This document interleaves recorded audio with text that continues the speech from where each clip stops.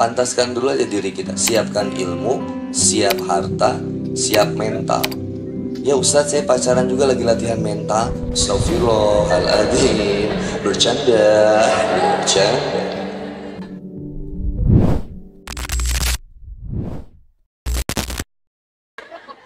Karena temanya. Mana temanya? Oh, ini pakai LED. Mewah banget. Nih. Temanya Palestina. Berarti saya salah tema tadi ya? Saya cerita Palestina aja. Oh, ngaji bareng Laskar Sedekah. Harusnya aku yang di sana. Ada wajah saya ini segede gini. Saya baru ngelihat muka saya segede gini. Ini dicetak jadi banner juga nggak? Dipajang di mana? Ada? Mudah-mudahan beres kajiannya. Biasanya suka dipakai alas ibu-ibu duduk. Muka saya didudukin. Ini minimal, nih nanti di masjid pas Idul Adha dipakai buat ngotongin daging. Sama ibu-ibu alas. Ya, kayaknya gitu. Harusnya aku yang di sana. Pasukan sakit hati semua. Sepakati aja dari sekarang. Putusin pacarnya. Lihat. La kabirata ma'al istighfar wala saghirata ma'al israri.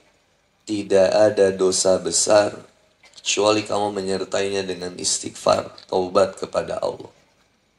Ustaz, saya pernah zina. Istighfar, taubat. Capek. Udahlah capek. Ustaz, gak ada yang sayang sama aku. Kamu gak nganggap Ustadz Boni sayang sama kamu? Kamu bukan siapa-siapanya aku. Teman bukan, sahabat bukan, keluarga bukan. Tapi aku peduli sama kamu. Aku gak mau kamu tersakiti. Kiu-kiu.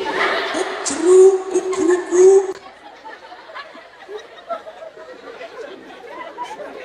Udahlah, putusin aja. Mantesin dulu diri kita untuk bertobat kepada Allah. Jangan dulu mikirin nikah kalau belum siap. Ikhwan juga sama. Jangan menyatakan cinta kalau belum sanggup dengan konsekuensinya. Pantaskan dulu aja diri kita. Siapkan ilmu, siap harta, siap mental. Ya Ustadz, saya pacaran juga lagi latihan mental. Astagfirullahaladzim. Bercanda. Kamu hafal banget sih. Jadi sekarang. Dimulai dari mana Ustaz? Wasari'u ila maghfiratim min rabbikum. Bergegas menjemput ampunan Allah. Bergegas dari mana-mana. Datang ke sini, duduk berjam-jam. Pengen apa? Bukan pengen ketemu sama Handi Boni.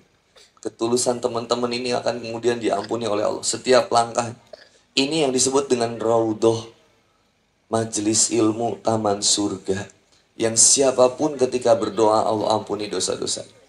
Ketika mengucapkan tadi Sayyidul Istighfar, Allah terima pertobatan teman-teman. Berikutnya apa? Aksi nyatanya. Apa aksi nyatanya? 1. Blok semua mantan. Ustadz, itu namanya memutuskan silaturahmi. Salah. Silaturahmi itu tidak sesempit itu. As-sholah was-sayu bis-sayi. Mengumpulkan sesuatu yang terpisah menjadi satu dari yang serahib. Bukan dengan mantan. Siapa dia berani ngancurin hidup kamu? Gara-gara dia kamu jadi gagal skripsi, gak semangat kuliah, gak semangat sekolah, cuaks. Sorry ya, gitu. Putusin. Kalau susah putus, foto Handi Boni dari jauh. Kirim ke dia. Aku udah dapetin yang lebih baik dari kamu. Tapi ini gak berlaku untuk laki-laki, tolong. Maka mulai dari mana ini kan? 1. Taubat. La kabirata ma'al istighfar. 1, 2, 3. Apa? La kabirata ma'al istighfar. 1, 2, 3. La kabirata ma'al istighfar. 1, 2, 3. La kabirata ma'al istighfar. Tidak ada dosa besar kecuali dengan istighfar. Seberapa besar dosamu, Allah akan berikan ampunan sebesar apa yang kamu bawa. Wasyari'u ila magfiratin min rabbikum wa jannatun 'arduha as-samawati wal ardh uiddat lil muttaqin. Allah berikan ampunan kepadamu. Dan Allah janjikan surga kepadamu. Belum kebayang sekarang surga, Pak. Belum kebayang. Orang Indonesia paling kemudian ketika diceritakan. Kalau dulu, mohon maaf, zaman Jazirah Arab. Diceritakan sungai-sungai yang mengalir hijau. Wah, indah banget. Karena di sana gurun. Kalau di kita ketika dijelaskan, wah sungai mengalir indah. Di Gunung Kidul ada. Di daerah Kulon Progo juga ada. Gunung-gunung yang hijau mengalir. Ada. Maka orang Indonesia kadang ngelihat, memaksimalkan akalnya untuk menangkap bahwa surga itu seperti apa dan bagaimana. Orang Indonesia udah menganggap bahwa dunia ini udah menjadi surga. Padahal kita belum. Lihat kata Allah Subhanahu wa taala dalam Quran surat Al-Baqarah ayat 28, posisi sebelah kanan paling bawah. Kayaknya kaifa takfuruna billahi wa kuntum amwatan fa ahyakum summa yumitukum summa yuhyikum summa ilaihi turjaun. Bagaimana kamu bisa ingkar kepada Allah padahal kamu dulu berjanji alastu birabbikum qalu bala syahidna an taqulu yaumal qiyamati inna kunna hadza ghafilin. Bahwa kemudian Allah ambil persaksiannya sebelum kita diturunkan ke dunia. Kucing, Masya Allah. Takbir buat kucing. Buat kucing aja ikut ngaji di Godean luar biasa. Masya Allah. Kaifa takfuruna billah. Bagaimana kau bisa ingkar kepada Allah sedangkan dulu kamu janji setia sama Allah. Ya Allah, benar Engkaulah Tuhan kami. Tapi ketika kemudian dihidupkan di dunia, tumbuh besar sampai akhir balik. Tuhan kita jadi beda-beda. Ada yang menuhankan klub sepak bola yang sampai akhirnya saking membela klub sepak bola kesayangannya sampai bisa menghilangkan nyawa sesama saudaranya. Aneh banget. Beda klub sepak bola bisa kemudian saling menghancurkan, saling kemudian membunuh. Aneh banget. Gak masuk di akal. Gak masuk ke nurul. Aneh. Ada yang kemudian saking, yang lebih aneh lagi Pak, klub sepak bola kesayangannya dari Inggris. Yang satu dukung Liverpool, yang satu dukung MU, yang ributnya orang Godean. Aneh. Saya Persib, papa saya Persija. Nggak pernah saya kepikiran ketika ngelihat papa saya tidur, ngepikiran buat matiin papa saya. Ini The Jack nih kita bunuh aja. Nggak ada. Kenapa? Ya biasa aja. Karena orang yang beriman itu konsep berpikirnya Quran surat Al-Baqarah ayat 165. Walladzina amanu asyaddu hubbalillah. Orang yang beriman cintanya teramat sangat besar kepada Allah Subhanahu wa taala. Cinta disebut dengan hub. Sama dengan biji, harus ditanam, dirawat, disiram, dipupuk untuk kemudian tumbuh kembang dan kemudian menghasilkan buah yang begitu manis. Bagi siapa? Bagi si penanamnya. Atau kemudian yang bisa menikmatinya bisa berteduh di bawahnya. Orang yang benar-benar cinta kepada Allah nggak akan nyakitin siapapun. Dan nggak berusaha untuk menyakiti siapapun. Nyakitin siapapun nggak berani, apalagi nyakitin Allah nggak berani, apalagi nyakitin siapapun. Karena tahu ketika dia menyakiti siapapun, dia sedang menyakiti Allah. Kalau dia zolim sama siapapun, dia sedang menzolimi Allah. Maka bagaimana sikap dia? Berusaha setia kepada Allah. Teman-teman naik motor, lewat lampu lalu lintas, lampu merah. Kalau dilanggar, apa yang akan terjadi? Halo, Assalamualaikum. Kecelakaan, tabrakan, rugi nggak? Ditilang bisa jadi juga? Bisa jadi. Perintah aturan manusia, kalau dilanggar saja mencelakakan.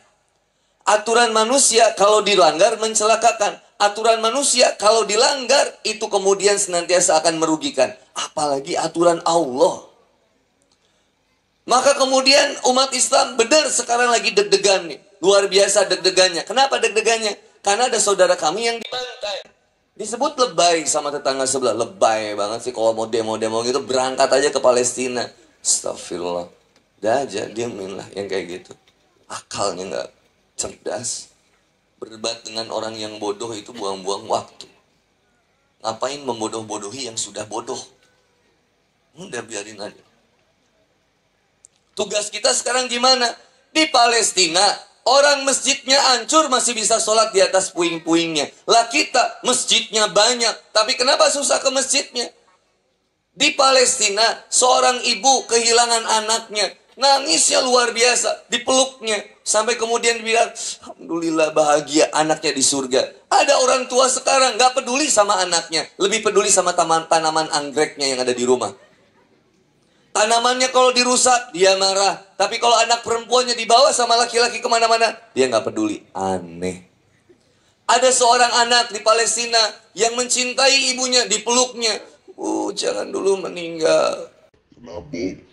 Di Indonesia, seorang anak susah bakti sama orang tuanya. Jangankan buat ngobrol sama orang tuanya, ngangkat telepon orang tuanya susahnya luar biasa. Harus berapa kali nelfon orang tua udah diangkat. Udah diangkat, apa sih ma ini, aduh aku lagi ribet ini gini. Tapi kalau temennya apalagi pacarnya nelfon, ayah, kangen, pengen video call, sleep call. Sleep call, saya yakin yang lagi nikah nggak pernah sleep call sama suaminya. Coba saya tanya, yang nangis siapa? Kasih uang. Mana anak yang nangis? Jadi, kalau ibu-ibu yang nangis, jijik lihatnya. Ada tadi anak yang nangis? 100.000 kasih. Seneng saya ngedenger tangisan anak. Berarti anaknya hidup. Bener. Coba anak. Ibu hati-hati kalau ngobrol sama anak berisik. Diem. Langsung tiba-tiba anak. Gimana ya? Ibu stres. Nah, jangan diem, nah. Stres. Saya setiap ada anak yang nangis di kajian, pasti saya kasih uang. Kenapa, Bu? Salah satunya, pengorbanan seorang ibu bawa anaknya ke kajian itu berat.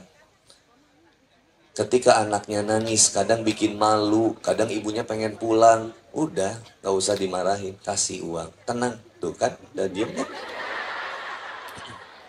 Tepuk tangan buat anak.